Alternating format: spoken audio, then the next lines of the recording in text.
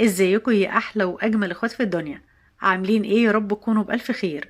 اللهم صل وسلم وبارك على سيدنا محمد وعلى اله واصحابه اجمعين.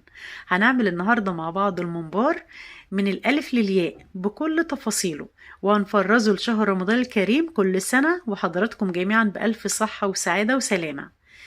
كل سؤال يخطر على بالك هتلاقيه معانا ان شاء الله في الفيديو ده. هتبقى استاذة في عمايل الممبار. انسي ان ممبارية واحدة تفك منك، وكمان الرز يطلع مفلفل وزي القمر بخلطة رهيبة وريحة بجد تحفة. حاجة كده قمر. يلا كده نسمي الله ونصلي على رسول الله ونشوف هنعمله ازاي مع بعض. اول حاجة يا بنات، انا معايا 2 كيلو من الممبار. هبدأ ان انا اغسله مرة واتنين وتلاتة بالشكل ده. بص انا بملاه مية علشان تشوفوا ان هو شفاف قد ايه. بس طبعا مش دي كل النظافة بتاعته، انا جايباه متنضف 50%.